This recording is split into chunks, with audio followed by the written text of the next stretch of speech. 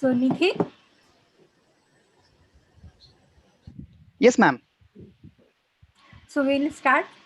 I think Sure. we should just give a few more minutes, give a little 2 minutes Acha, grace. okay. Yeah. Yes.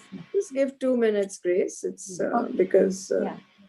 the early half is not important, but we would like a good audience for Mr. Amit. Okay. Yes. Yeah. Is Mr. Amit with us? Yes, he is there. Good evening, ma'am. Good evening. Good evening. Thank you. Ah, there you are. And our Keeps speaker hopping is- all our hopping speaker- all over the place. Yes. Yeah, he's there. Thank you. Amit, Good you are evening, still in Amit. Asian Paints, Amit? Yes, I'm with the joint venture, the PPG Asian Paints. My student Mahesh Naik was there. Yes, I know. I know him well. Earlier, Dr. Tirodkar was there. Yes, of Very course. senior fellow. He retired long before. Yeah. Yes.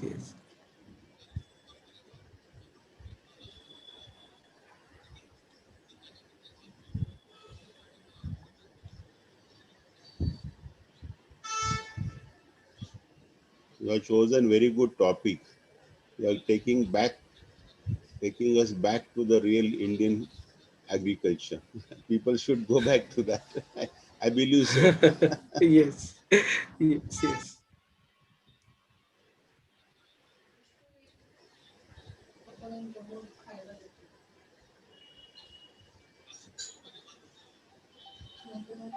You have your own farm also? Yes, I do. Mhm.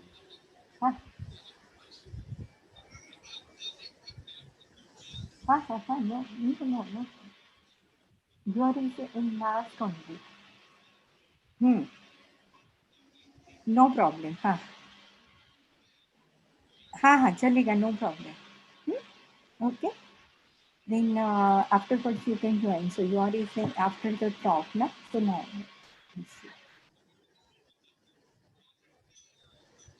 Amit sir कुठे farm आहे तुमचं? कोणाचं विचारत माझं? नाही तुमच्या तर जाऊन आलं ना. हा. Amit sir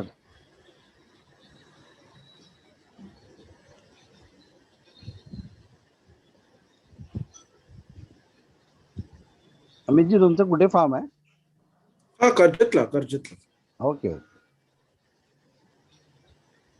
Now 26 members. Yes, and people are joining slowly. and Joining, steadily. yes. Rate of joining is quite fast. Say from 11, 12, it has gone suddenly 26. Yes. Then now it is 5:35. So can we start or we wait for? Madam said wait for 1 minute. One. No, you can start. We can start? I think so. Now we have waited Now, for 5 minutes. 5 minutes. Yeah. Nice and reminder also. On Sure, and I think people will join slowly. Menon can do that. Menon's on the call, isn't he? I can see him. Now 29 people. So we can start by the time Yes. people will join. I think so.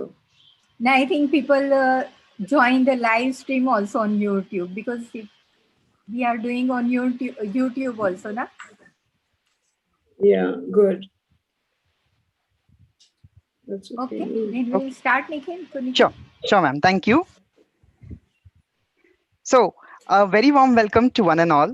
On behalf of the National Society of the Friends of the Trees, I, Nikhil Mayekar, wish you all a very happy Environment Day. Right from the school days, the 5th of June, I remember, is marked not with red, but in green on all our calendars, remarking the importance of this day. But for too long, it has been observed that humans have been exploiting and destroying the planet's ecosystems. Over the last century, we have destroyed half of the wetlands and the forests. As much as 50% of the world's coral reefs have already been lost, and up to 90% can be lost by 2050, which is really concerning. Ecosystem lost is depriving the world of carbon sinks, like forests and wetlands, and especially when a time that humanity cannot afford it. Global greenhouse gas emissions have grown for 3 consecutive years, and the planet is in for a potential catastrophe. The pandemic that the world has been dealing for almost 1.5 years now shows how disastrous the consequences of ecosystem loss can be. We must now fundamentally rethink our relationship with the living world, with the natural ecosystems and their biodiversity, and work towards its restoration. The earth is resilient, but she needs our help. Let's reverse the damage we have done. On this Environment Day, let us all pledge to plant and nurture at least one tree and take a step towards sustainable development. On occasion of this World Environment Day, the National Society of the Friends of the Trees takes this opportunity to release our annual journal Vanashobha. I request our President Emeritus, Dr. Firoza Godrej, and our President, Dr. Arun Sawant, to release the Vanashobha magazine for the year 2019 and 2020, and also address the virtual gathering. President Sawant, I'd like you to go first, please.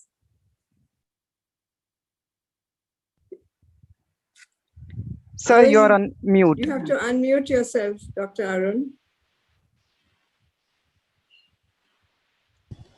Yes, all attention to Vanashova, so I forgot to unmute. So, Sakina, Yes, sir. Yes. we display the copy, yeah? Yes. Yes.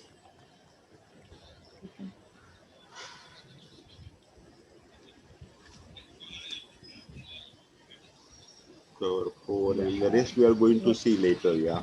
Yes. Page by page.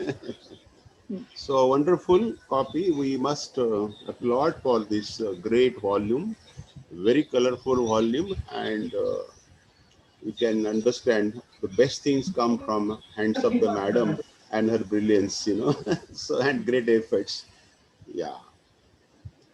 Uh, Proceed, yeah. Ma'am, you're on mute. Ma'am, you would need to unmute yourself. Red, you can identify the red butia and the beautiful exora at the back. Yeah. Yes, sir. And we have some wonderful articles in there by several of our members. If you'll indulge me, Vijaya Chakravarti with ethnobotanical study of plants used in Indian festivals. She was one of the speakers at one of our first webinars that we had last year.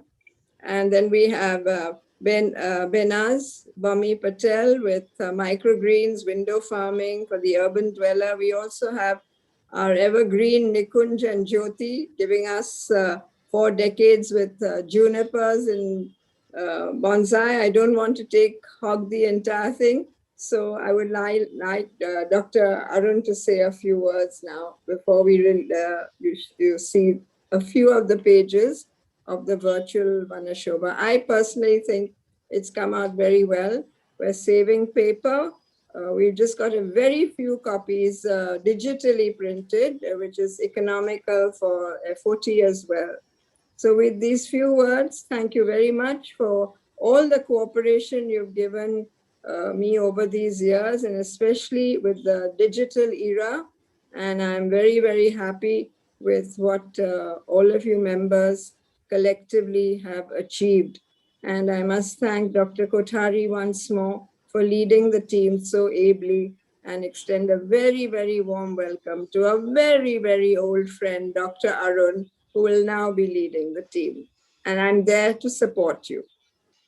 Oh, thank you, madam. And at the outset, we rather thank first and then congratulate you for untiring effort that you have been taking years after years. That's why I said untiring. And you are concentrating more and more, and we could see every volume is something different and ascending order, you know. And so the value addition is going on, particularly the articles this time, the ethnobotanic, you say, botanication, and then micro genes, window farming. So from inner to outside, outer landscape of the environment, which is of which trees are integral part, And then very beautiful article, vegetation as integrator of the climatic factors by Meher Homji. I would request every tree lover to read this article. It speaks a lot, the symbiotic relation between the trees, forest, and our planet Earth, So this is how they are living symbiotically, balancing each other over centuries, you would say. So that's wonderful article. In fact, all articles are very good and immortalized verse and all those means mesmerizing, and color plates of so many trees and our actions and activities and very nicely summed up all our activities. And it's very good to have elaborately carried the speeches of our last chief guest, for inaugural and prize distribution. I'm sure they'll be very happy to keep this as a profitable book on their own offices, Usha ma'am and that of the Mopalwar. I'm sure they'll be very happy. And I'm sure these copies people will demand from their office to move to the higher officials in the government, environment, MMRD and all that. So with this, we all thank you, ma'am, and for bringing out the excellent copy. We thank the designer. We thank basically the editor, Dr. Ubra Gayatri. She has taken a great efforts, and Spenta, as usual, has given a wonderful design. So this has become uh, itself is a memorable piece, and it is a library piece, a library of the highest order. And I'm sure if libraries abroad, if they come across, sure they shall be asking for these copies also, because it gives a lot of history of Indian forest and environment and the trees. So with this, we're happy and we inaugurated this Vanashobha. I would say it is just not a magazine copy table book. It is like research journal with references and all that. So people in academics also can use it very well. So before we go to webinar topic, I believe so. Can I have a one word, please? Yeah. Because you mentioned research, we would not have been able to do such a good journal for this year as we have in the past. I really need to thank those who worked for the seminar.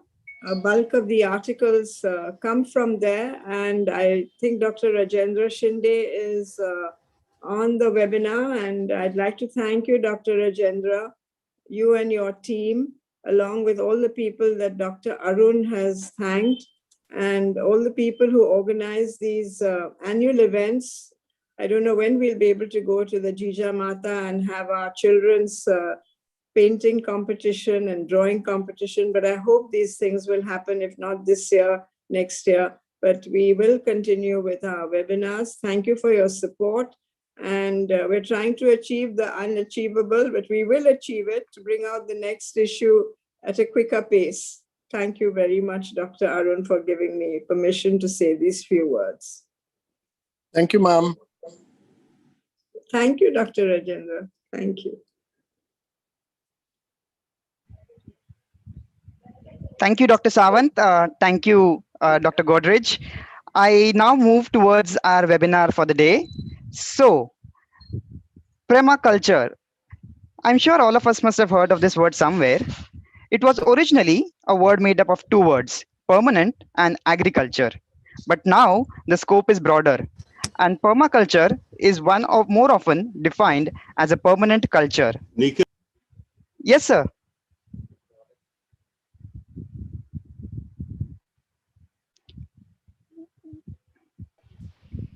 Sir, you're on mute.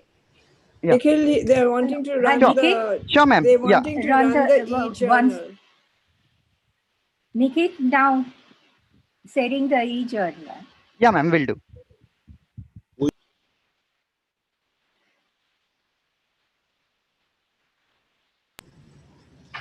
yeah, I could. It's a very sensitive one. This is being a World Environment Day 2021, so I'm sure that some inspirations have to be taken in addition to what we have all have been doing. So, dear members and participants in this webinar, which is also tuned to really the topic is so good, it also joins to the actually the theme of the 2021 World Environment Day celebrations. That is the theme is ecosystem restoration. And we know all that Pakistan is a host country and they have pledged to ultimately plant 10 millions of trees and all that. So everything boils down to the trees. And we all must understand that the UN has declared this as the UN decade of ecosystem, And this year they say ecosystem restoration. Because the worry is that 350 million hectares of the land is degraded and restoration is a big challenge. When we say 350 million hectares of the land degraded, that also encompasses all our natural resources, including river, lakes, gardens, forest, coastal areas, beaches, and all that. So we all see that overall degradation. So it is given a mandate of ecosystem restoration and the decade, because we know even cleaning of why Ganga, but even a Mithi river is a gigantic task, and almost we have been struggling very hard to achieve the target of cleaning these rivers. Same is true whether you talk of Powai Lake or Zuhu Beach or whatever it is. So that's why the programs are supposed to be planned perennial type, when one can take up the task and help in restoration of ecosystem. So naturally going back to the traditional things and disturbing the environment minimum, and they say kick off the material for a sustainable development which comes in the way of that, like a plastics, it means that don't use the material which is coming in the way of sustainable development. So a lot of mandates have been given by UN, and I think we all, as usual, having dedicated services in environmental conservation, greening the environment, and protecting trees and forests. I'm sure we can all take this message and continue our mission. With this, I thank you, and Nikhil, please proceed for the next program. Thank you. Thank you, Dr. Sawant. Thank you, Sakina ma'am, for sharing with us the copy of Vanashobha virtually. So, as I said, permaculture. I'm pretty sure everyone would have heard of this term somewhere. So, originally, it was made up of two words, that is, permanent and agriculture, which merged into permaculture. But now the scope is broader, and permaculture is more often defined as a permanent culture. We have with us Mr. Amit Ambelmal, who himself is an urban gardener, and for over 2 decades, he's been practicing this permaculture. I request Doreen Madam to introduce our speaker for the day. Over to you, Doreen Madam. Yes. Thank you, Nikhil. Before I start, I just wanted to, tell Madam Godrej and her team for Vanashobha that the title and the whole design looks so impressive that I'm waiting to get my hands on Vanashobha as soon as possible. Okay, I will begin now and tell you that it really gives me great pleasure to introduce to you today's speaker, a chemical engineer and a permaculture enthusiast. Amit Amanbal graduated in chemical engineering from UD City, and he holds an MTech in organic dye chemistry from ICT Mumbai. He continues serving his alma mater by coaching students both at the diploma and the degree level. He has done an exclusive Eric Olson's 10-module course in permaculture. Eric Olson, as you may be aware, is an internationally renowned permaculture practitioner and teacher. Currently, Amit is the vendor development head at PPG Asian Paints. Amit is also a keen naturalist, and he's passionate about gardening and farming for sustainable living. He was initiated into gardening as a hobby by his father, who involved him in gardening projects in the city of Mumbai and also in his native village in South Karnataka. Armed with this experience, Amit started micro-scale farming in his balcony, and then he set up his venture supplying microgreens and other vegetables online. It's interesting to know that he applies various engineering techniques and he blends them with his farming knowledge and love for nature. That is why he loves to be referred to as urban farmer. Amit also conducts various training programs on microgreens and on a broader level on sustainable living. He is currently a consultant for Breathing Roots, which is a company into biodiversity conservation and ecological landscaping. Now, their services are used by local municipal bodies, academic institutes, and home dwellers. With his vast experience and knowledge, I'm sure you're eager to hear Amit Amanbal on this very interesting topic, permaculture design principles. Thank you, Amit, and thank you for accepting our invitation. Over to you, Nikhil. Thank you, ma'am. I now request Amit sir to begin with the presentation and webinar for today. Over to you, Amit sir. Thank you so much, Doreen, for such a wonderful introduction. I'm very much honored that you all invited me here to speak on a topic that's quite close to my heart. I would like to also thank Dr. Ma'am Firoza Godrej, Arun Sawant, Dr. Ashok Kothari, Dr. Shashi Rekha, and Dr. Behnaz too. And a big thanks to Sakina ji for giving me this opportunity and speaking to me about this. So it has been a great experience that I was associated with FOT. So without much delay, I would like to share my screen and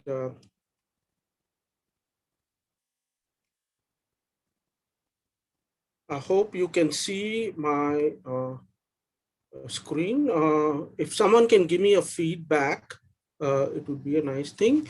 Am I audible and can you all see my screen? You are audible and slide was seen and then it's gone. Yeah. Okay, no problem.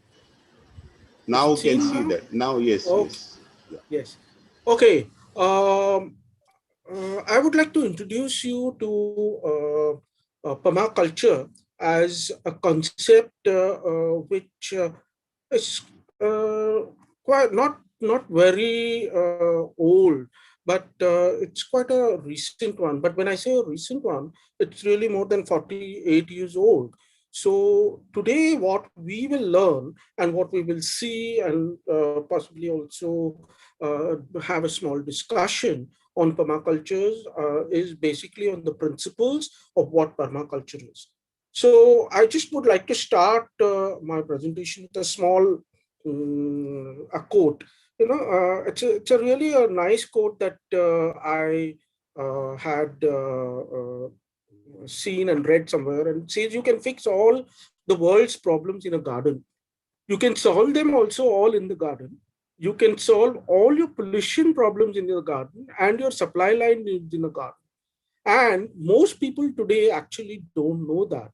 And that makes most people very insecure.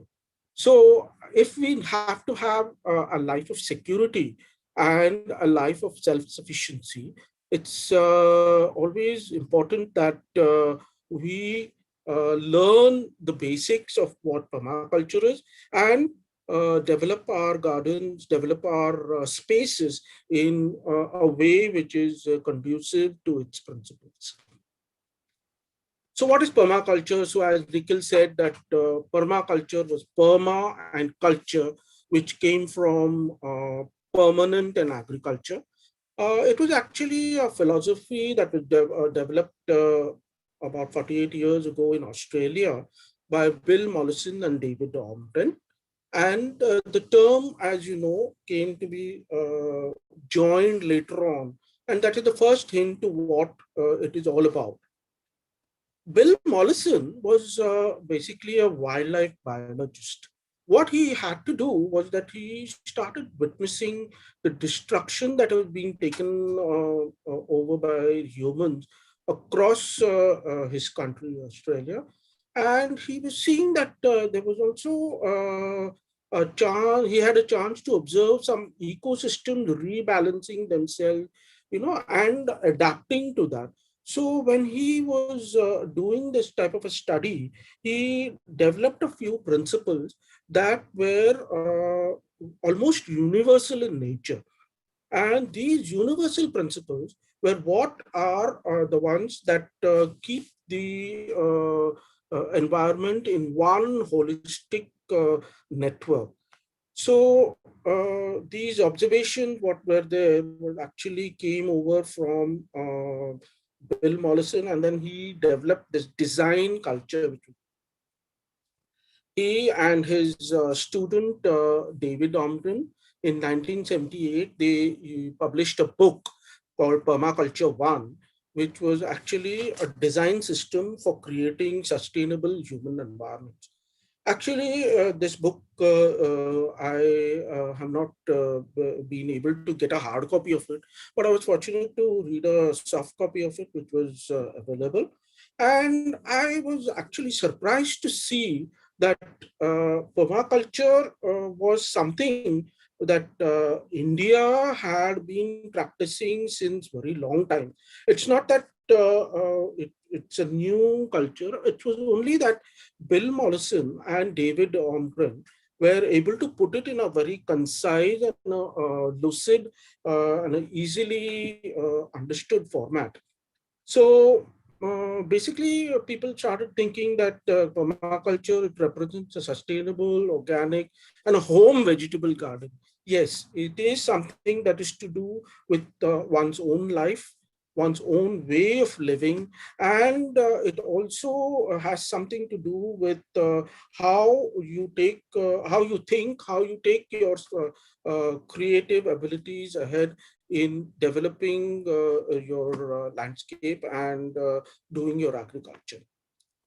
So just a very quick introduction to organic farming systems in India. Organic farming systems in India are several. The very first one, as you know, is the Vedic Krishi. The Vedic Krishi is it was just a very old system where people left everything to nature. They said that the nature will take care of the whole environment. The natural law is there, and there is some unseen intelligence that will uphold and automatically nourish life. But over the periods of time, the humans started becoming more and more smart. What they started doing is that they started looking out for higher yields, higher amount of farm produce that they could not only have it for themselves, but also start economy and start bartering with people, start giving it to others, and in return taking something else that could be useful to them. And soon there were systems that were slowly going much faster and much speedier than what nature could actually do. So I would say that the rate of actually sustaining nature was becoming slower, and the rate of destroying or the destruction of nature was becoming faster. I would like to say one thing is that nature has its own ability to restore itself. And humans, when they live at a certain pace of life where they ensure that their own needs are met with. However, what's happening in today's world is that we are leading a life that is much faster, much more destroying to the nature. And to combat all this, zero budget nature farming came up, and as you all know, it has been taken over and very much publicized by Dr. Subhash Palekar. There is Bijamrut, Jivamrut, Achhadan, and Vapsa. These are the concepts there. There's another concept called the biodynamic agriculture. Now, biodynamic agriculture, Dr. Rudolf Steiner, he said that it is actually a combination of both the farm animals as well as your garden as well as your farm that was taken into account, and the interrelationships between the two were given more importance. As we go forward, there were other systems like yogic agriculture, etc. Yogic agriculture, or what people call as Shashwat Yoga Kheti or the Gau Mata Kheti, etc. That was proposed by Avdhut Shivanand, who has his ashrams in various parts of India. There's one ashram in Karjat as well. And it was actually through crops, crop rotation, integrated pest management, and the cattle management. So yogic agriculture was something that was given an angle of yoga in that. And the next one, the original farming system which was there was Homa farming, where people were doing a lot of Agnihotras, where they would burn certain Ayurvedic herbs, and the ash that was taken from the Ayurvedic herbs were distributed as fertilizers across the farms. So Homa farming was again another religious aspect to that. But soon people started, going towards more scientific way of living. And that one of them was the NATUECO, which is Neighborhood Research Enrichment by Additive Generation. This was mainly, focused on the scientific aspect of what soil is, what roots are, how to make a canopy across, etc. How you can use various type of systems like Amrut Jal or Amrit Mitti, etc. And everyone knows about the one straw revolution by Manusabo Fukuoka. This was one book that actually changed my life, along with, of course, Bharat Mansa's book on the vision of natural farming. So this was actually basically related to the rice farming. Rice farming is the farming that one does without any tillage. So there is no use of a tractor anywhere. And finally, we also have seen permaculture come into India. And permaculture gave the entire concepts a very holistic and an integrated and a comprehensive approach to organic farming systems in India. So what we will learn today is basically what permaculture is and what permaculture is all about. Okay. So if I have to compare, just a very quick comparison, if I have to compare the various systems that are there, the conventional farming system, the peasant, and the permacultural system is mainly on the crop type. So as you see, permacultural system is mainly on the perennial type. The soil conservation used is mainly of the biological resources. As against, which were the energy intensive ones which are used in the conventional systems. And even the peasant farming system, or what you say, the small farming system, is also human labor intensive. Okay. The use of machinery is something which is very important. And the use of machinery is very, very less, and it's not used in the peasant farming system, whereas in the permaculture it is only if needed. So we don't, in the permaculture, we don't use machinery unless it's absolutely essential. The most important thing about permaculture here is the use of biological resources in terms of energy saving. There is also energy efficiency seen in the peasant farming system, but that is mainly used in the human labor and the animals. Conventional farming systems, forget it. There's absolutely no energy saving at all, because there's so much of energy being wasted there while doing farming in that case. So as you see, there's a very quick comparison. So what is the need? Why do we have to do permaculture? We have to do permaculture because one thing, it's the global eco-catalysm and the survival of species, as well as other species, that everyone says. It's also for some creative expression. You know, you can make stuff, you can do some, you can put in your ideas there. You can do something which is day to day. You can work less, eat more homegrown tomatoes. Well, that is just on a lighter note. But there's also joy. There's a lot of joy in playing with dirt, which makes people happy. And there's also the geek factor, where you can design stuff, you can invent them, and you can also recycle them, giving them a very cool use of all the junk that you have. But this is all on a very lighter note. On a very serious note, I would like to explain to you how to study permaculture. When you have to study permaculture, you have to actually understand the ethics of permaculture first. So when you have to study the ethics of permaculture, what you need to do is that there are three basic ethics, and the three ethics are, we will see in the later slides. They are actually complemented by a lot of principles. There are 12 principles. I will discuss them very quickly today. I'll also give you some examples. You'll be able to see some examples on these 12 principles. And there are strategies. The strategies on how you're going to apply these principles to your own landscape, your own life. And finally, there are techniques. So permaculture is a very, very, very vast topic.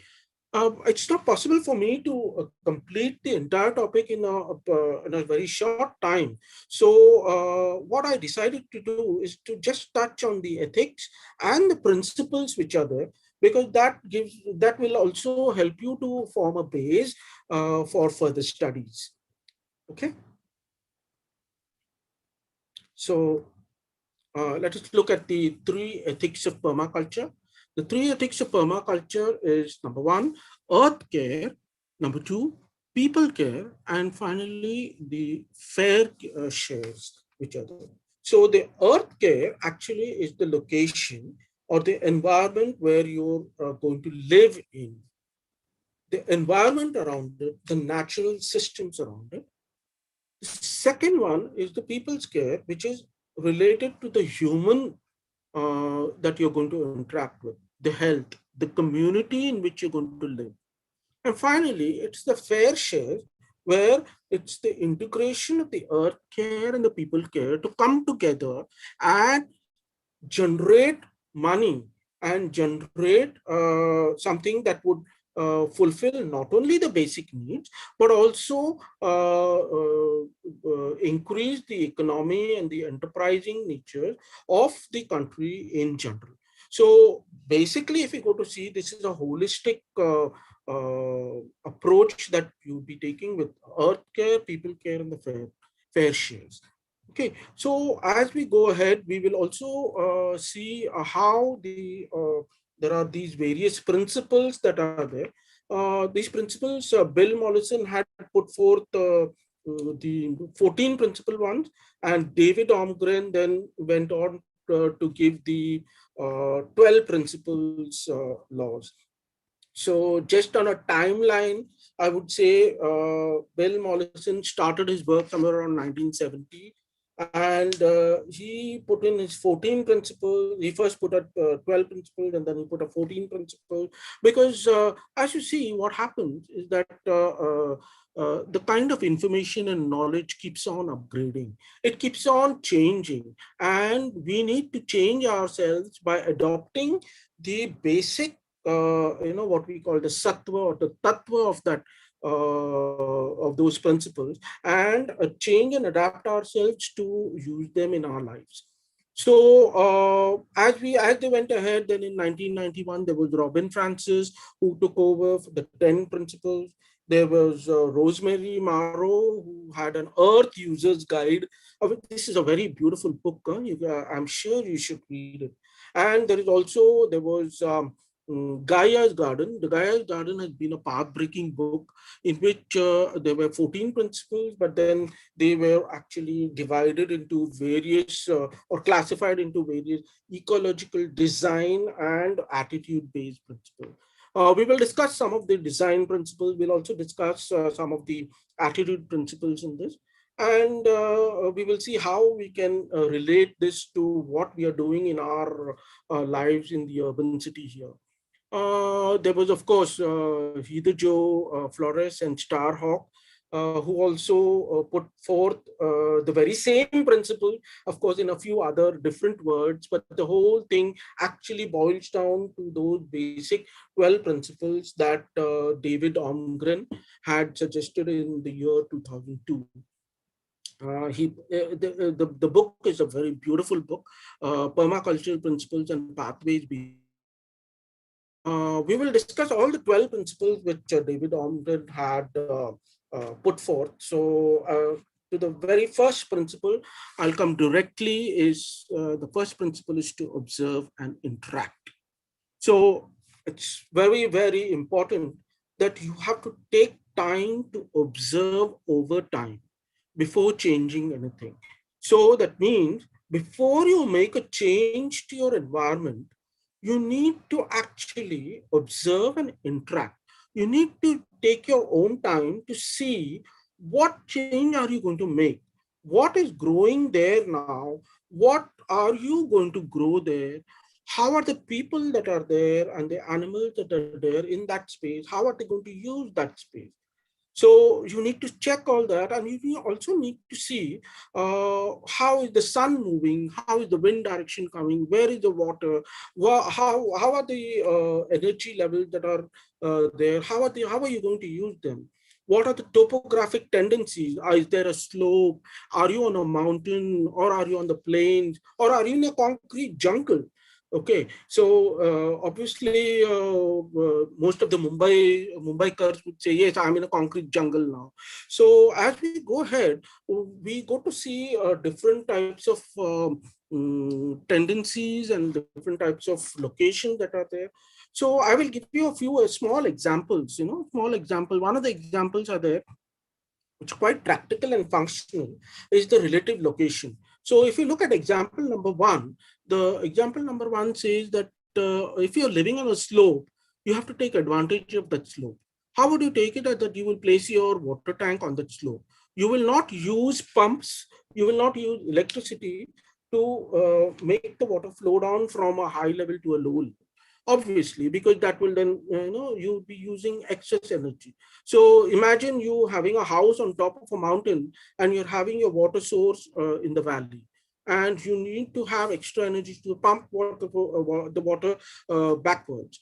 Well, that's an energy degrading suggestion.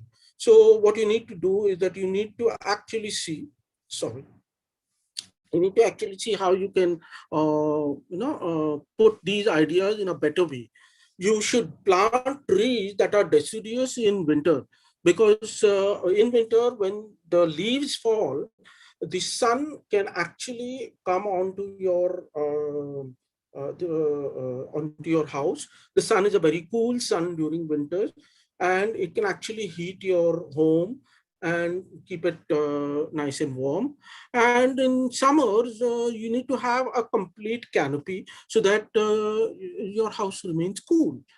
Another example is that if you have a kitchen garden and if you have something to compost your vegetables in, then you need to have them in a sort of a triangle space where the kitchen scraps would go into the worm farm, or what you call the composting.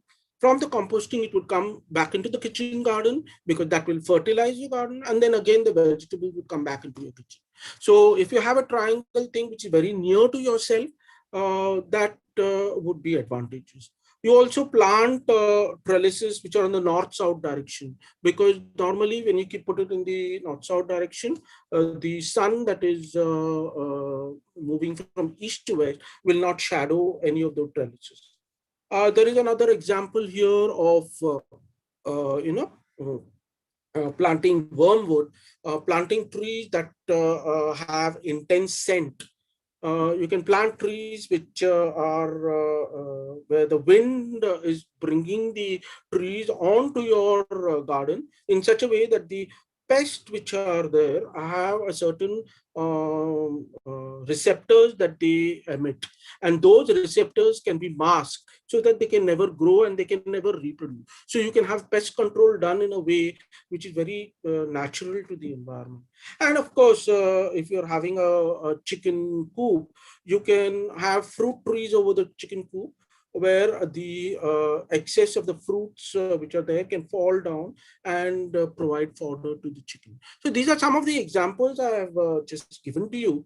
And of course, there are hundreds and hundreds of examples that can be used to the first principle, that is on the observe and interact. Let's go to the second principle. The second principle is this principle of cycle and recycle of energy, which means you got to close loops in the system. It means you got to avoid pollution and degradation. The questions that you need to ask are, am I using each resource as much as possible? Am I utilizing the resources which are next higher in use? And the most important, am I listening? Am I listening to what the environment is telling me? How much of energy is coming in? How much of the energy is going out? So just to give you an example, the example is of solar. We recycle the energies that are present on the site that would otherwise, just flow out. So a solar system would probably can be installed, which would actually recycle the energy. So the wild energies that are coming from outside are captured and recycled and again brought into the system, something similar to a circular economy brought into the system, and whatever energy loss is there is very low. So what happens in such cases, the yield that is there and the growth of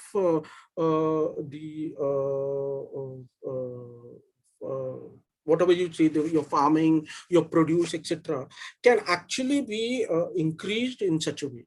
Now, there was a question some time back, someone asked me, how does solar actually help to help your garden? Well, I have been able to say that you can actually use solar powered equipment.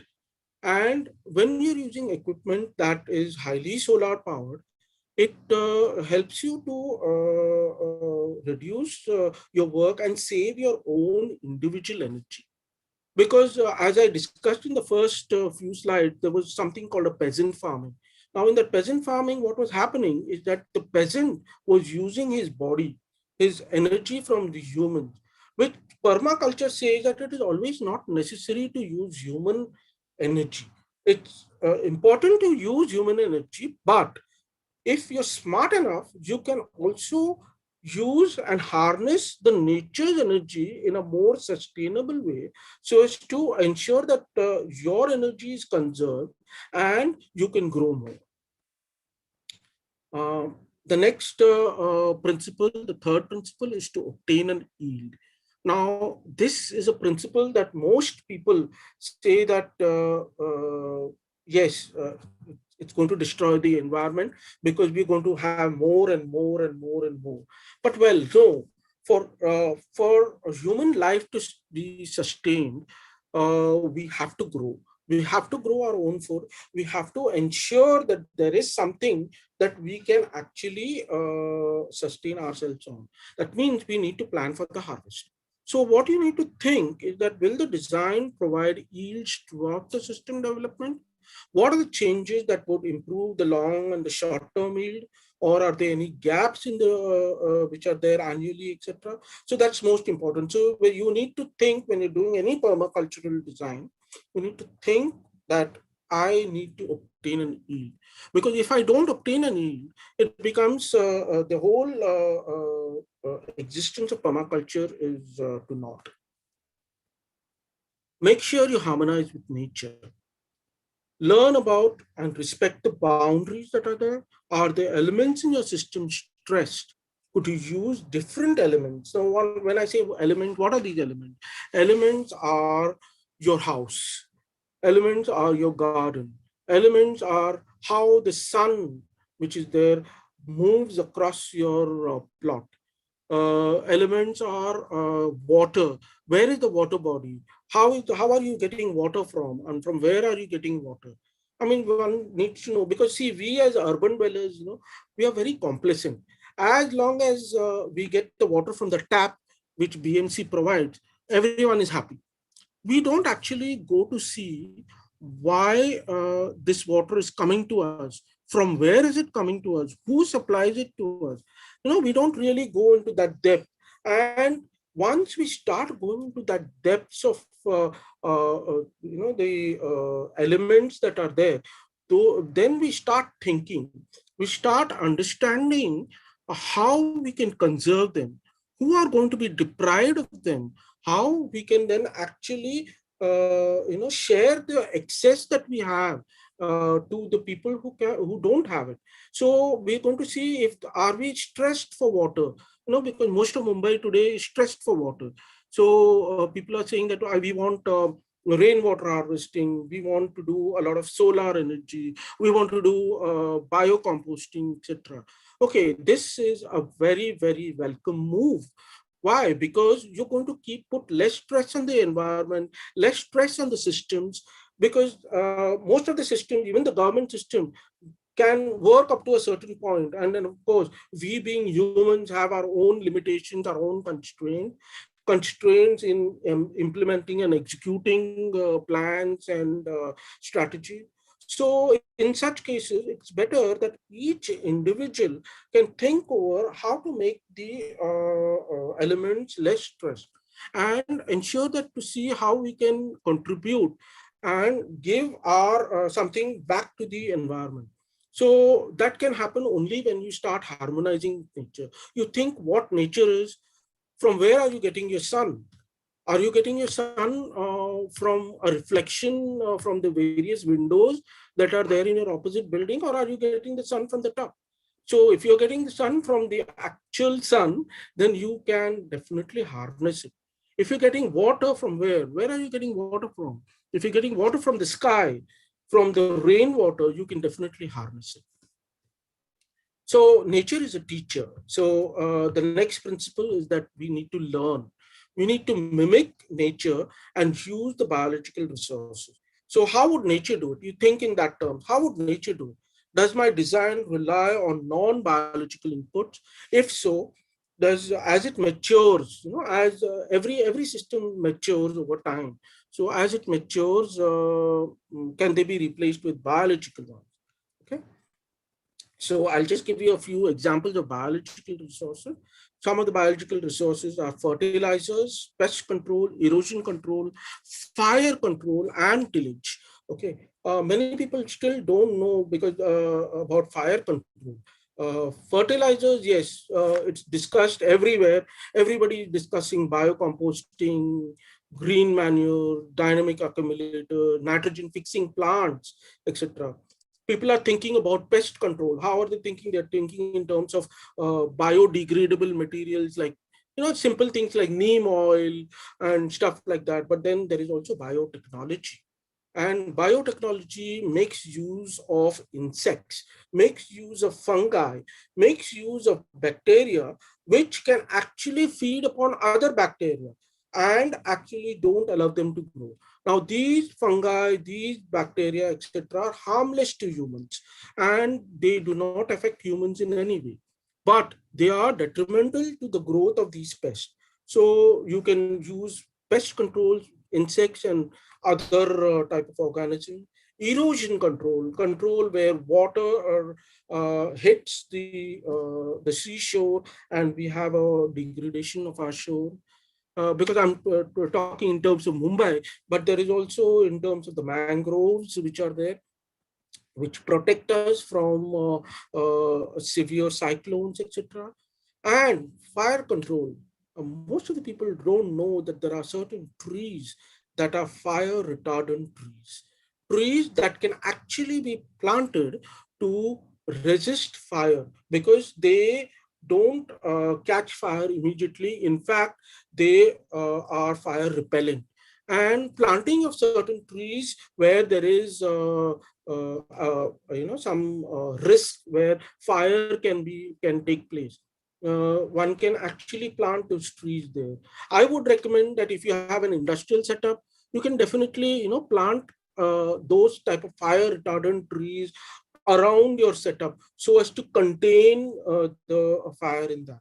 And also these trees can be very useful because most of them are medicinal trees. There is, of course, tillage. Tillage is when you start plowing the land. There are concepts like no-till, no-dig gardening, animal tractors. What are animal tractors? In the past, the animals were allowed to roam free on your farmland and ensure that they naturally eat the weeds which are there. And even today, if you go to the villages, there are people who pay money for the sheep and the cattle to come onto their land, eat the grass and the weeds there before tilling the land. And the another good part is that the cattle also defecate on the land and provide the required manure. So people actually pay for this type of services today in India. It has, of course, been going on for a long time, but people still don't know about it. And I thought it would be a good thing to know that India is still following several of these permacultural principles. The next principle is produce no waste. As you all know, everyone is talking about this. I will not tell you much about this because if you just open your internet, you will know reuse, reduce, recycle. Everyone knows this. And everyone knows how can I stop using material which is destined for landfill, stop single-use stuff, how can I recycle nutrients, how can I shorten the supply chain, and how can I make something or some byproduct that will be helpful for other systems, etc. Okay, this is something which is very general, but yes, it is a part of permaculture. Why? Because it's one of the principles that was very, very important, and Bill thought that this should definitely be included. When I look at design principles in permaculture, it says we have to design from patterns. Now, what are patterns? Patterns are a repetitive set of events, a repetitive set of occurrences, and also a repetitive set of landscapes. So, for example, if you constantly see certain pattern and structure over time, over seasons, and also in the process, then you need to ensure that you're in line with that design. So what is the history of the land? Most of the time, say you want to buy a land and you want to build your own farm there. So people actually don't go into the history. They don't go to see what has happened there, what are the rhythms in that play, how the seasons are moving, what is the trend in the topography? Are you on a mountain? What is the slope that is there? And most importantly, what are the flows and the pathways? Because gravity is a very, very important thing. And the use of effective gravity can definitely help you design in a better way. So I'll give you a very quick example of how each function has been supported by many elements. So you can identify the functions which are critical, such as water, food, energy, fire protection, etc. What you can see on the left side of my screen is basically the three sources of water. So you can have rainwater, you harvest the rainwater that is harvested is stored in a water tank or a pump, which is then used to feed the irrigation. There is also the mains water supply. The mains water supply is basically from a pond or for us in the city, in BMC. And finally, there is also a third source of water, which is called grey water. That is from the kitchen and laundry. So most of us actually don't think on those terms because, as you know, that the laundry water, which is coming out of this, because we use a lot of these chemical ingredients, we tend to pollute this water. Now, solid waste can easily be removed, but liquid waste is extremely difficult to remove. So it's always better to switch over to natural chemicals, switch over to chemicals that are natural from natural sources. So many of you must be seeing these advertisements often on several social media, etc., for natural cleaning. Dia Mirza, who has advertised for the Better India natural cleaners, etc. But you don't really need to spend a lot of money, making them. You can make them at home yourself. There are a lot of recipes on the internet where you can make your own natural cleaners. You can make your own natural soaps, and the best of all is that you get the feeling that you're going to support the environment and you're not going to pollute it in any way. Integrate rather than segregate. Okay, most of the time, what we tend to do is that we try to segregate our land into the land that is, not is not natural. I'm going to live in my own place, etc. But what permaculture says that it's to integrate that land, and for that you need to ask a few questions. Who are the stakeholders in the design, in the present, in the future? What can be done to develop relationships? How can spaces become places rather than just individual places? Yes, I do advocate that people should have their own individual spaces, but at the same time also have a community that can come closer together. And how can you pull the elements closer to each other? Of course, in the terms of Corona, we are having that social distancing. We should not. But then there are platforms like this one where we are coming closer. We're coming closer together. We are having an opportunity to voice our thoughts. We're having an opportunity to present our ideas. And best of all, we are having opportunities to discuss this on various forums. So how to integrate rather than segregate. So permaculture actually says that they have a balanced approach, that they don't have a complete integration or a complete segregation. So what they say is that you divide your land into zones. Zone 0, where the people are staying, that's your core room in which you're staying. That zone 0, 0. Then you have the house or the dwelling or the settlement where you interact with your family. And then you have zone 1. In zone 1, you have your kitchen garden where you require constant observation. You need to see whether your vegetables are growing properly. You need to see whether your herbs are properly maintained or not. You need to see the flowers that you want for either for food or even for decoration are being there or not. I mean, are they growing well or not? So that is actually zone 1. Then you go to zone 2, which is a little lesser managed area. This zone 2 is normally an area where you don't visit often, but you visit sometimes, maybe like a place which is, say, maybe you put a couple of bananas, etc. there, but you don't need to really tend to them daily.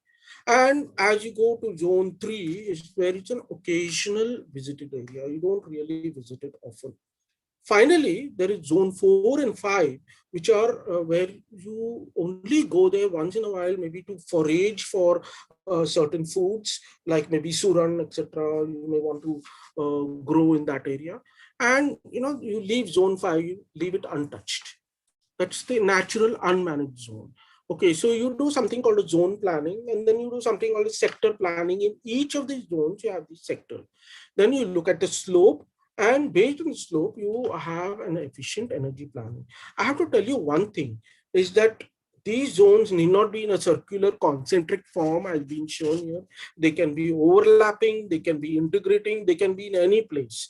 Okay, but the picture that you can see here on your right hand side bottom corner actually depicts that you can have zones in various areas, and they can be an overlapping of these zones.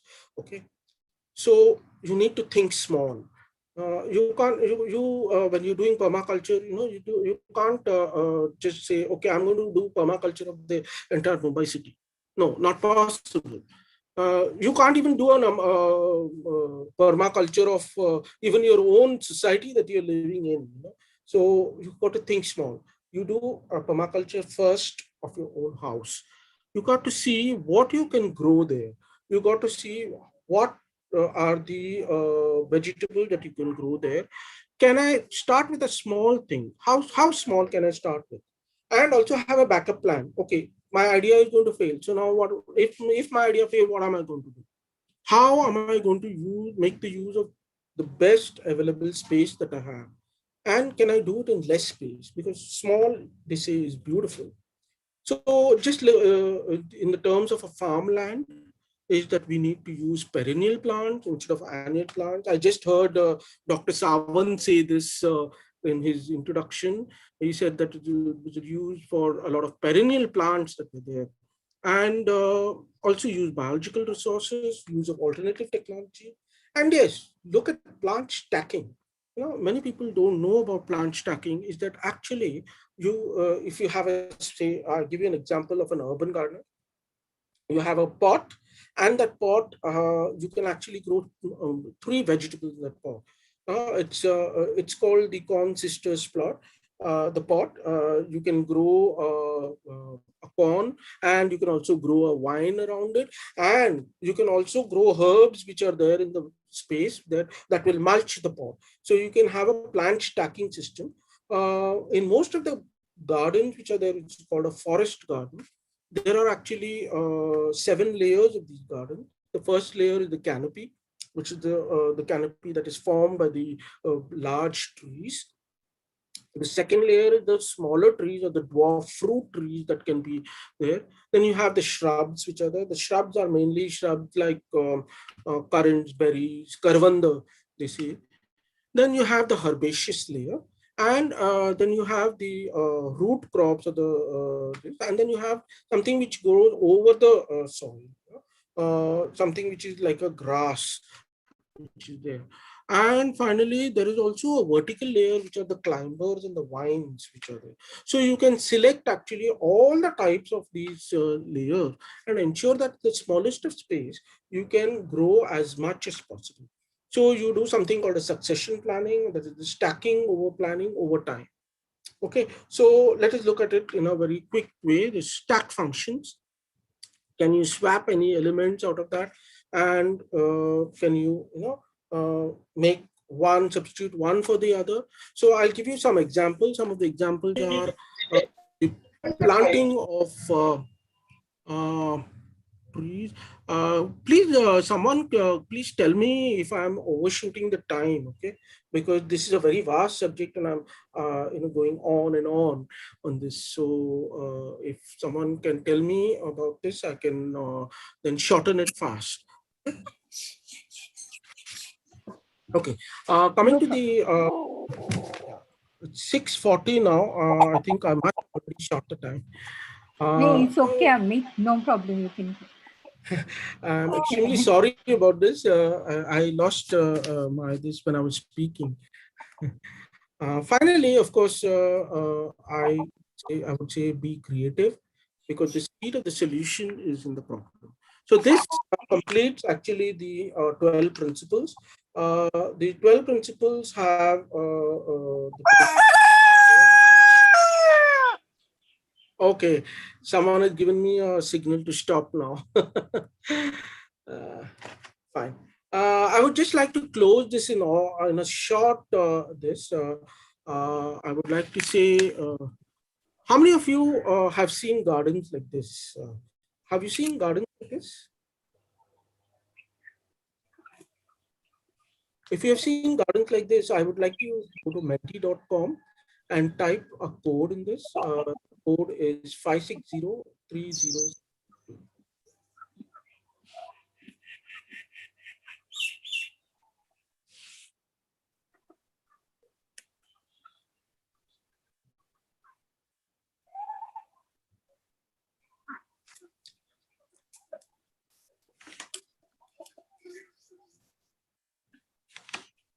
Hello?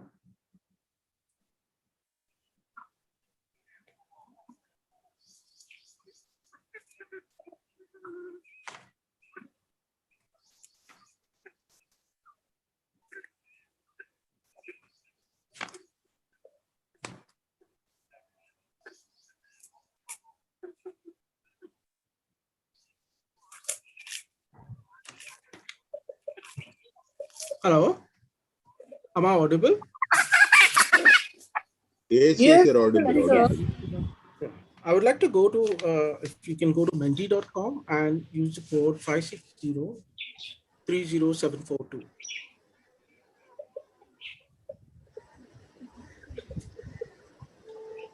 Well, the question here is, which of this is in order?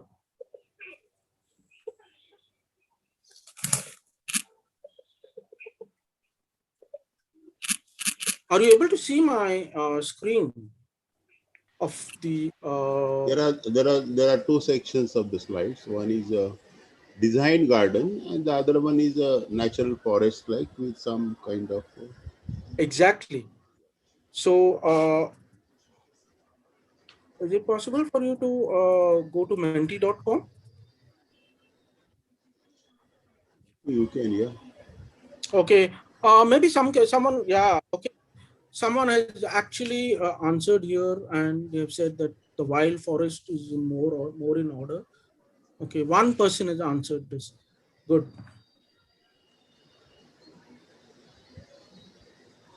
Wild forest. I just put this on the screen because there are about 20-25 people who are listening to me. So I thought I want to know which one is in order. Is it the manicured garden or the wild forest?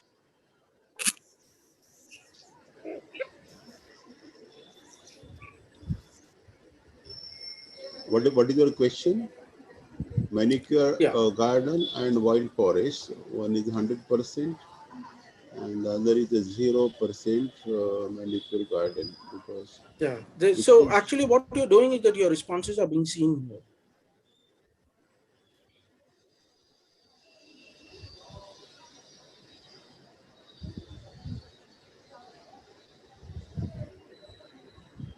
I don't know. The manicure garden is within the forest, natural forest itself, wild forest.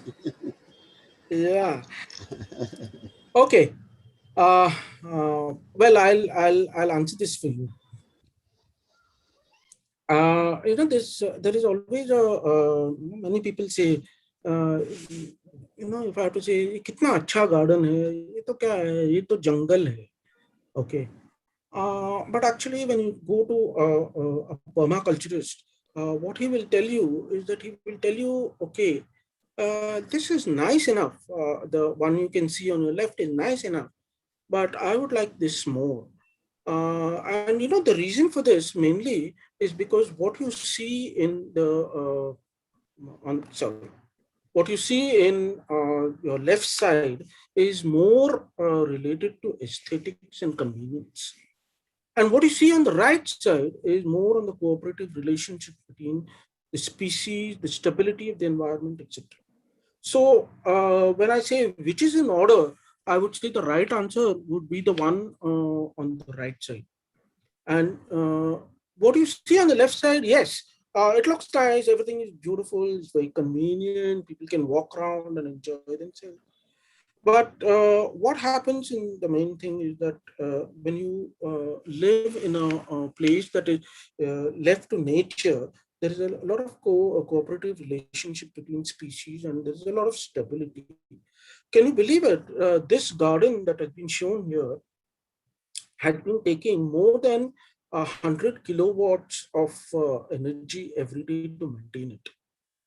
The reason is that you need a lot of water, you need a lot of sun, and the worst part is that you need a lot of human labor to maintain this.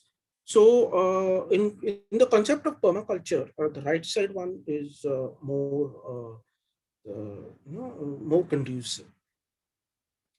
So we have to design for resilience, as you say, and it's always important that we accelerate our forest, which are there, and the forest succession that is there is very important.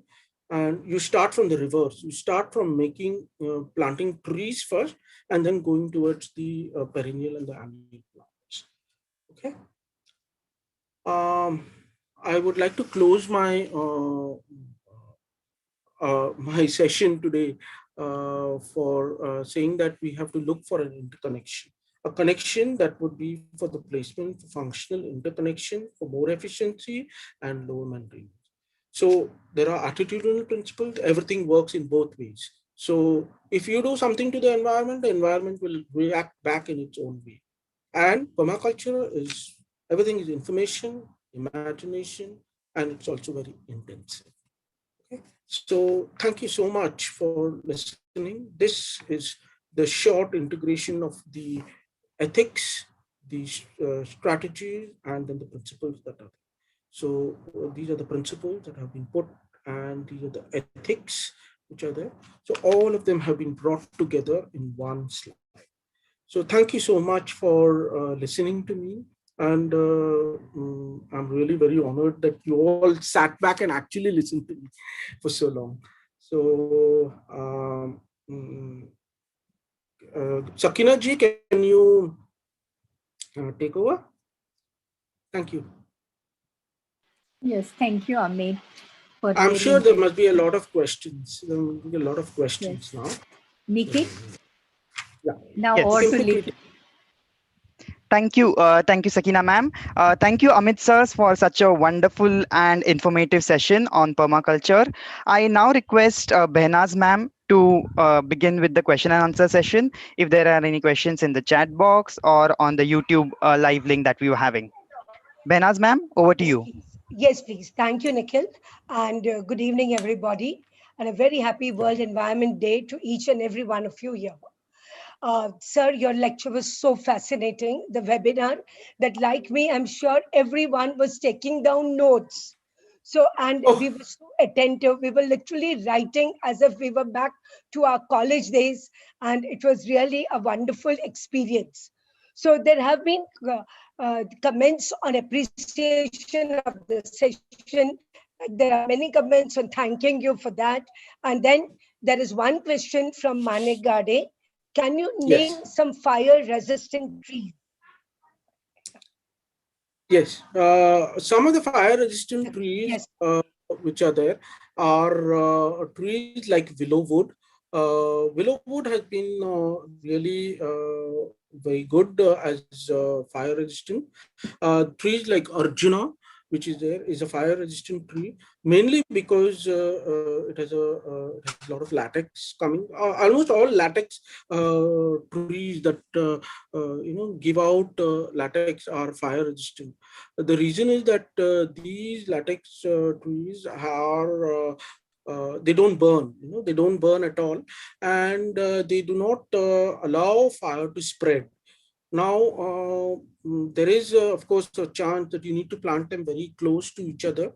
But it's always important that you do not allow in between the trees, you do not allow a lot of dried fodder or dried plants which are there, which can catch fire easily. Because there is a limit to which even these trees can take the fire onto them. It's always better that you can plant them, but at the same time, you have your regular fire drills that you have, fire mitigation techniques that you have already done. Because as you know, fire is something that cannot be controlled, and I'm told that if you do not control a fire within 1 minute, that is 60 seconds, it has a chance to become an accident. Further, sir, when you took us to www.menti.com. It was Yes. Mr. Chandrasekhar Unni who immediately responded by saying that it is the forest which is in order. Oh, So, great. yes, sir. And we also did, as a botanist, I also did feel so, because somehow I felt that that was just a lawn and just, I did, frankly speaking, to tell you the truth, I didn't see much aesthetic also in the man created garden. But then I couldn't pen down because I was writing down the notes and taking down what you had said earlier.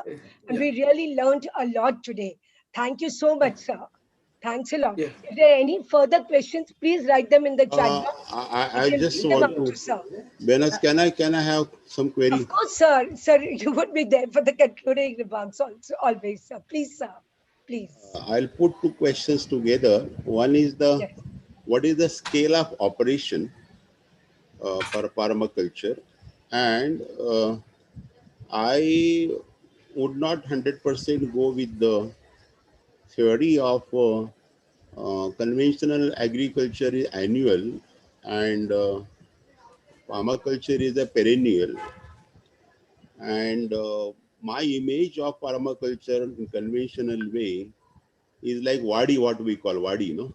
In wadi, everything is there. It's orchard, it has all kinds of the cultivations, annual, seasonal, ornamental, vegetable, and fruit trees also. So they are seasonal and they are also perennial. And as I see what the scholar speaker has said, the principle of that designing your land, planning the land with maximum uh, respect to ecological existence, you know, and sustainability. So, how do we say that it is cannot be categorized completely annual and perennial, pharma and conventional, and the scale of operation? I would like to answer your question in two parts, actually, sir. When permaculture says that it is more towards perennial, that perennial, annual perennial debate always exists. But I would say that there's a reason why permaculture is more favorable towards perennial. Of course, they don't. It is not that they say that you don't use the annuals, because as you see in one of my slides, I did mention that when forests are developed, they are having annuals which are planted there. But I would say that permaculture believes in something that is kept for a longer time, or that has sustainability.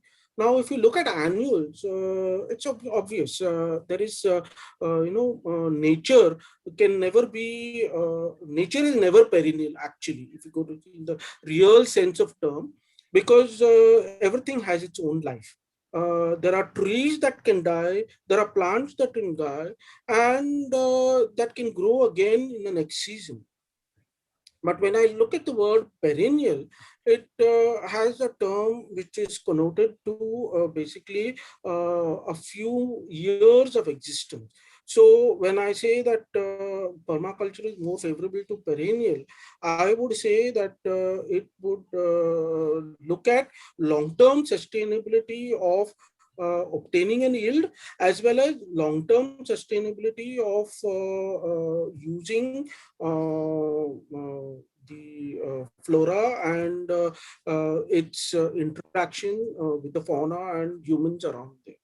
So I would say that,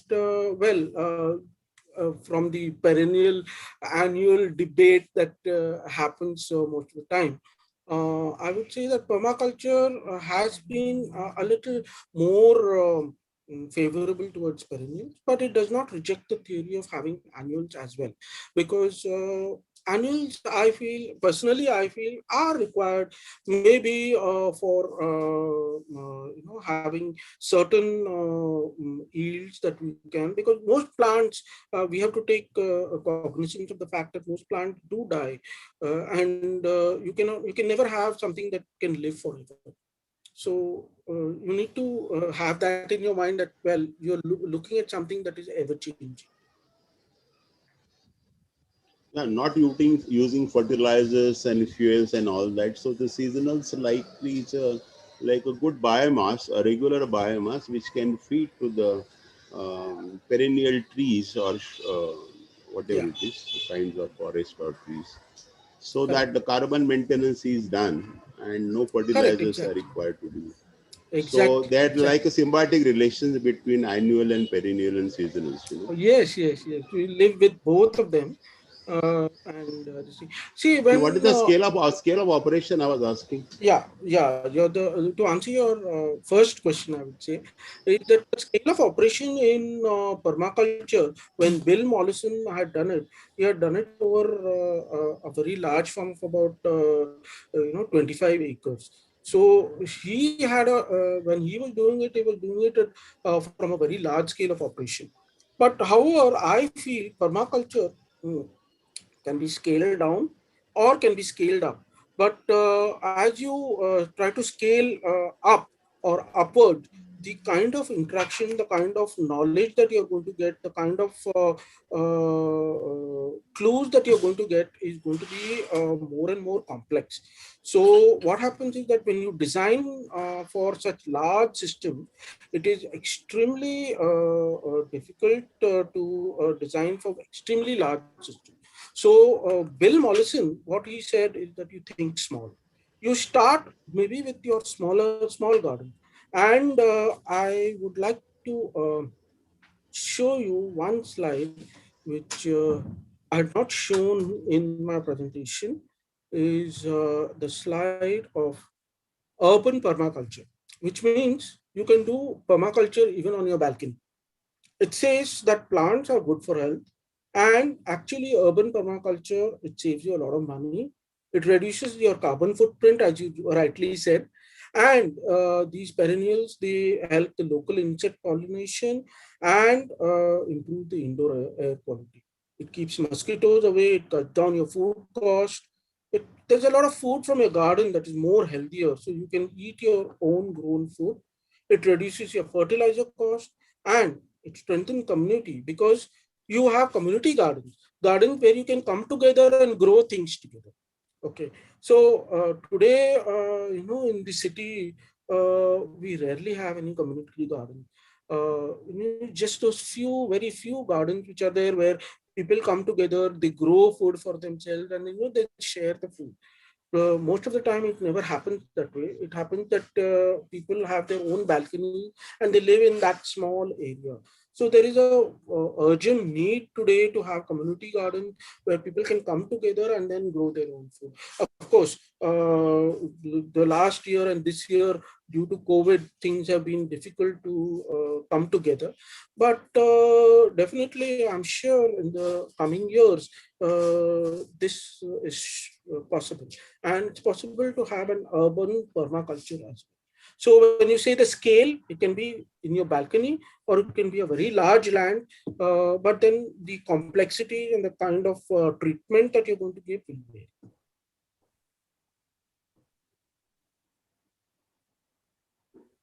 I hope I have answered your question. Oh, yes, sure, yeah.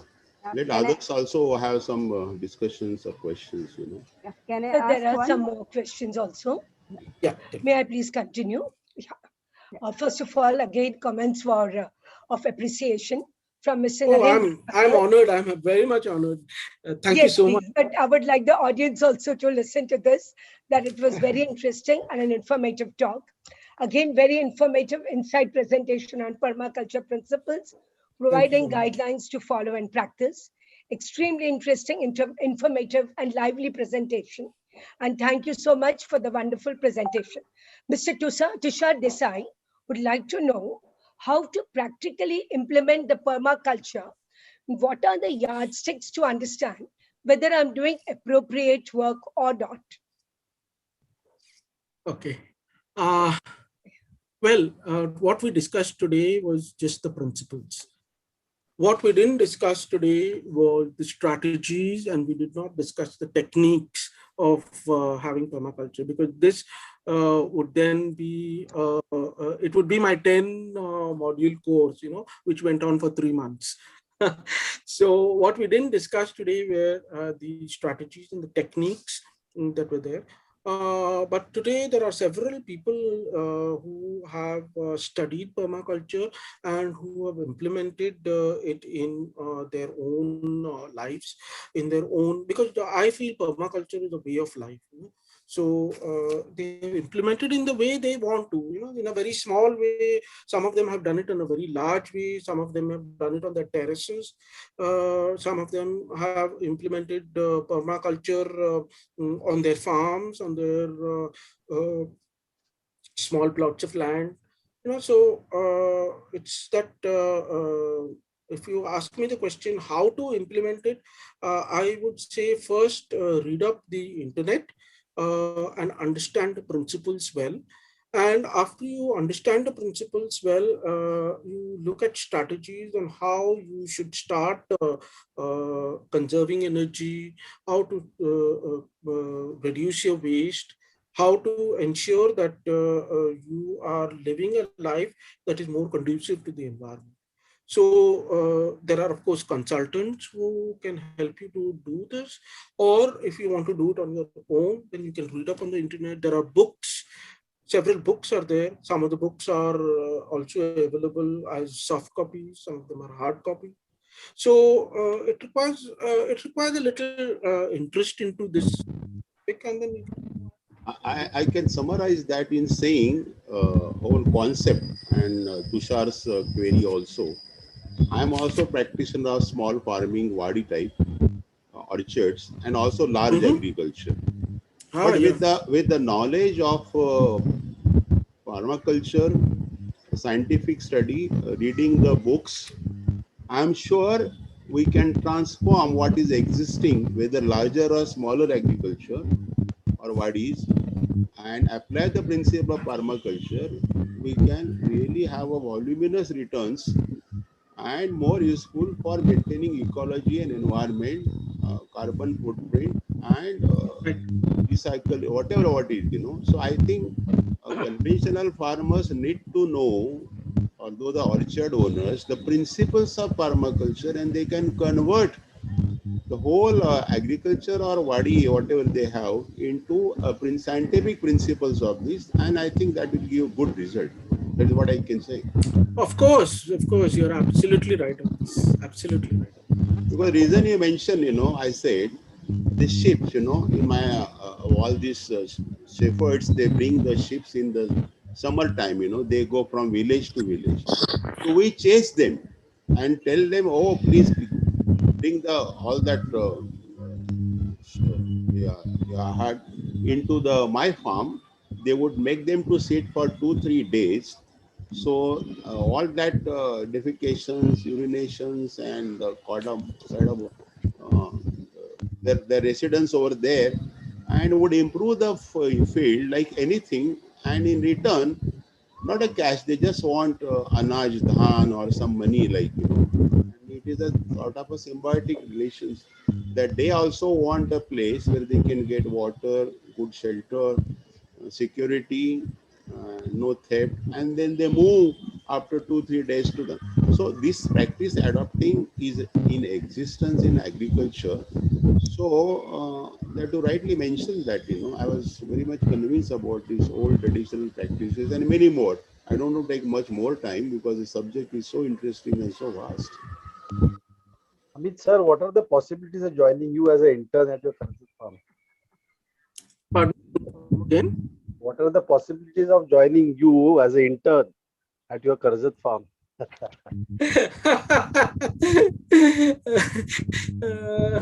Anyone can definitely join me. I'm open to it. It's nothing like that. Only thing is that I, being a working professional, my timings are really very they don't have they have a very scattered schedule here and there. So I do this and I do that, and there's a scattered schedule. And I hope that after my retirement, maybe in a few years of time, maybe I can do it full time. Thank you, sir. Thank you so much, sir. And over to you, Nikhil. Thank you, Dr. Behnas. Thank you, Mr. Amit, for answering all our questions and queries. I now request Dr. Shashireka to summarize the session for today. Yeah.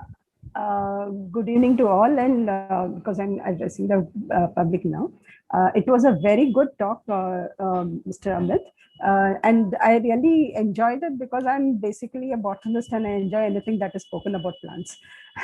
And here you have spoken about philosophy of plants that we have to understand to actually understand the plants as a living organism, and then understand the feelings that they have towards the associate plants that are growing, and then giving a good vibes to the human beings who is doing that work. So this is what I have understood, that you have actually spoken permaculture as a philosophy of, I wouldn't say gardening, it is basically, since we are planting it, we may say gardening, but then it's a huge tree, so you can't put it as gardening. But it's like, amalgamation of agriculture, gardening, and then landscaping. It's all together, almost getting it as a going back to rural setup, I should say. And it would be wonderful if we could do it in the urban area like this, so that we do make up for all the carbon footprints that we have put in so much cost of damage that has been created already. We could redo. And this is in a nutshell that I have understood about permaculture. And it was a wonderful, detailed explanation that he has given about the principles that we have to follow, and especially the use of biological sources, which he mentioned, that is exactly what I meant by understanding the plants that are existing and how they would, what you say, it's a give and take between the plants, whether they are trees, climbers, shrubs, or herbs, or even microbes for that matter. It's all to then that creates the natural ecosystem. So it's creating an ecosystem. Permaculture is creating an ecosystem, and that's, he very nicely he put it for us in those principles that he had, basic principles that he had talked about. And definitely, if there is any such kind of opportunity for maybe students to come and help out in your farm, as Tushar mentioned, as intern, you would definitely, it will be a help for you as well as a learning for the children. And that would definitely be a very interactive thing, and people will understand the very essence of permaculture, and that can be executed in their own balconies. And I have a very small balcony, a little bit of it seen from behind me, but there I have a small, this kind of, not exactly a permaculture as you have technically set it up, but definitely I have grown it without disturbing the soil that is there in the pot. That has been there for since a number of years. So it is actually growing on its own, and reactions that go on as it is in the natural ecosystem, but it's in a pot. But this is what I enjoy watching it when I water. So and it really feels good. So it's like, one two-way emotions that pass on, and that would definitely be the success of your talk in expressing that it's the emotions of the plants that we have to understand, and accordingly try to regreen our earth. I think most of the summarization already Dr. Sawant had said in his questions, most of it, and it was very nicely explained also, and answered by Mr. Amit. And thanks for such a wonderful exposure. I'm not very much used to this permaculture, but then it was a very nice learning for me. Thank you.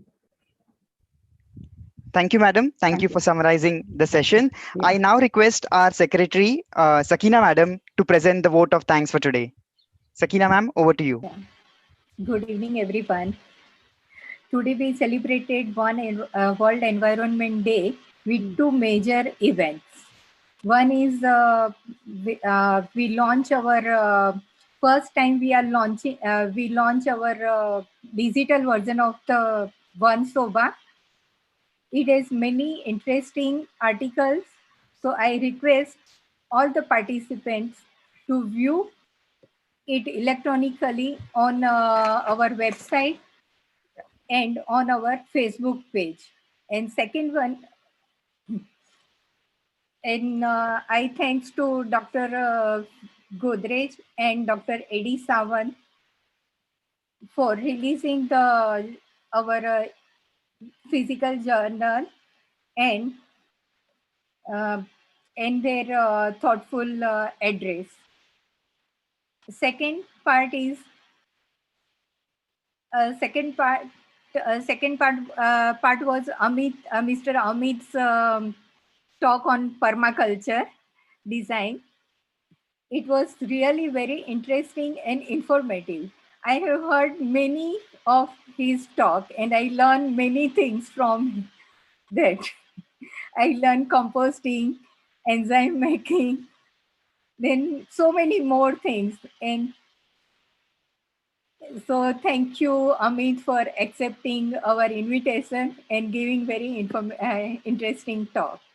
I also thanks Nikhil for very nicely doing all conducting the meetings. Then thanks to Doreen for introduction. Thanks to Dr. Benas for question answer session, and Dr. Sasi Rekha for summarizing, and thanks to all the participants to making our program successful. And with this, we are closing the meetings, and thank you all to everyone.